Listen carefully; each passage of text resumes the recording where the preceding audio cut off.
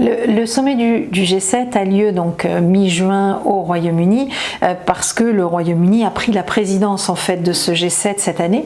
et l'objectif qui est affiché sur le site en fait de l'organisation de ce G7 au Royaume-Uni, c'est un regroupement des démocraties. Donc le premier enjeu, c'est peut-être ça, c'est peut-être de revenir aux fondamentaux. Ce qu'était le fondamental, c'est que le G7 était un groupe des pays les plus riches de la planète quand il a été créé et tout au long de son existence, et surtout de pays démocratiques. Et d'ailleurs, pour marquer cette ambition-là, regrouper, rassembler, réunir les démocraties, eh bien, Boris Johnson a invité 4 pays à ce G7, en plus des 7 pays qui sont attendus au G7, et ce sont des pays, des démocraties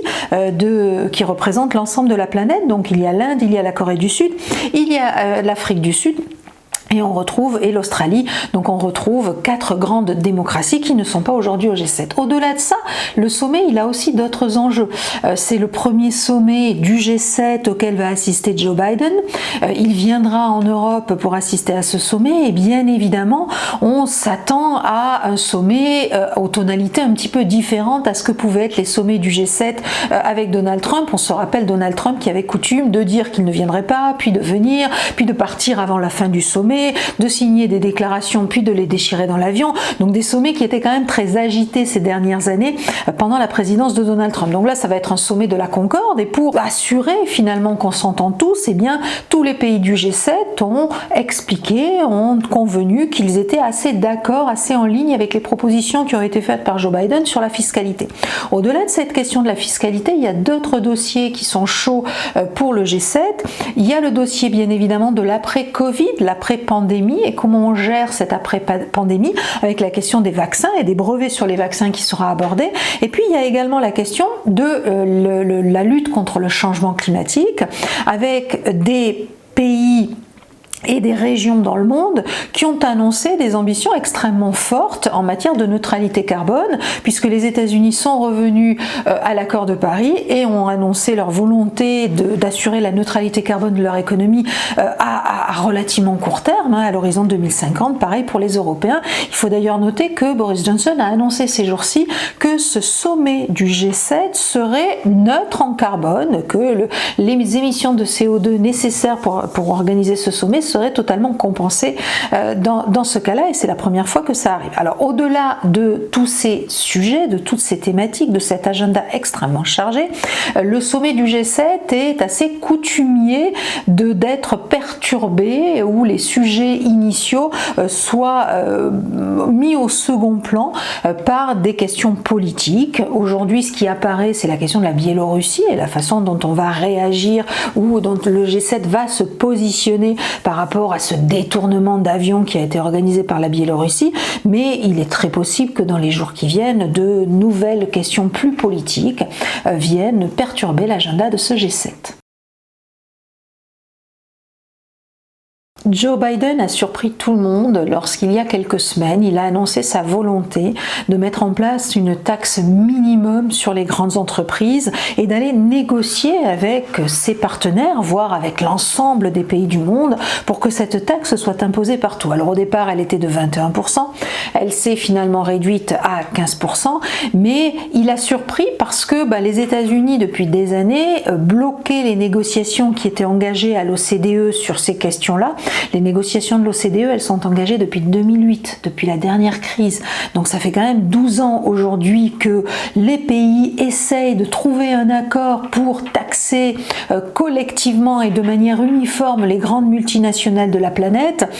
Il est bien évident que l'annonce de Joe Biden et la volonté de Joe Biden a été un élément extrêmement fort de la possibilité de parvenir à un accord. Donc cet accord, pour l'instant, on n'en sait pas grand-chose. On ne comprend pas tellement si c'est l'accord l'accord qui est en train d'être négocié à l'OCDE qui devrait être conclu, parce que certains ont déjà annoncé que courant juillet, l'accord à l'OCDE serait effectivement conclu et qu'on pourrait imaginer taxer les multinationales. Et puis il y a eu cette possibilité de signer cet accord dans le cadre de la réunion du G7. Donc est-ce que c'est la même chose ou deux choses différentes? Pour l'instant, ça reste assez flou. Ce qui est certain, c'est que l'impulsion qui est donnée par les États-Unis au travers de Joe Biden de vouloir imposer une taxation à toutes les multinationales et une taxation uniforme partout dans le monde, c'est quelque chose qui est extrêmement important, c'est quelque chose qui est significatif puisque bien un grand nombre de multinationales sont américaines et puis on sait par ailleurs que les États-Unis ont quand même les moyens, via l'extraterritorialité de leur législation entre autres, mais aussi parce que le dollar, parce que la puissance des États-Unis ont véritablement les moyens de pousser leurs partenaires à les suivre dans cette voie et surtout instaurer une taxation qui soit crédible pour les entreprises. Alors pour les États-Unis, il y a un enjeu intérieur qui est assez important puisque Joe Biden, pour financer ses grands projets, souhaite rehausser la taxation des grandes entreprises et bien évidemment, pour éviter les distorsions de concurrence, l'imposer à tout le monde est une bonne méthode, mais c'est également quelque chose d'important parce que on sait qu'aujourd'hui, on va avoir besoin d'une certaine forme de redistribution et qu'au fond, l'implication des États-Unis en la matière est quelque chose de significatif. L'accord peut être accepté même s'il y a encore des pays qui sont relativement réticents. Clairement, les pays qui sont réticents, on a vu les déclarations irlandaises ces derniers jours, ce sont des pays dont la fiscalité est favorable aux grandes entreprises et dont l'économie et le développement économique s'est appuyé en fait sur cette taxation favorable des grandes entreprises. Mais par contre, il y a un certain nombre d'autres pays et en Europe en particulier qui portent depuis des années cette idée que, bien pour plus de justice sociale, mais aussi d'équité entre les entreprises, moins de disparité et de distorsion de concurrence, il est nécessaire d'harmoniser la fiscalité des entreprises, de la plus petite à la plus grande, avec de très grandes entreprises qui gagnent généralement beaucoup d'argent et qui profitent de leur internationalisation pour finalement faire de l'optimisation fiscale et réduire leur impôt. Donc l'Allemagne, l'Italie, la France faisaient partie des pays en Europe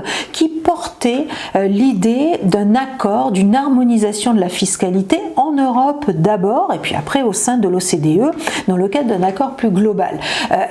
Ces pays ont finalement lâché prise pour différentes raisons. L'Allemagne par crainte de représailles américaines, l'Amérique de Donald Trump ne soutenant pas cette idée de taxer les grandes entreprises parce qu'ils y voyaient un moyen de taxer de grandes entreprises américaines et ils trouvaient que ça n'était pas nécessaire et que ça n'était pas souhaitable et s'y opposer. La France a abandonné le dossier par manque de soutien en Europe parce qu'il y avait plus de pays en Europe qui s'opposaient à cette idée de taxation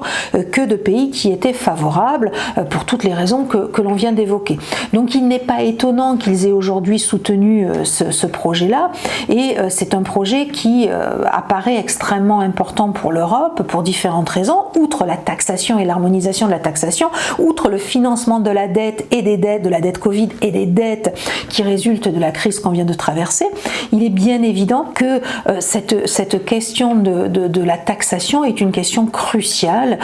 pour relever tous les défis qui se posent à nos pays dans les années qui viennent et surtout pour lutter contre les paradis fiscaux dont on sait qu'un certain nombre sont abrités au sein de l'Union européenne.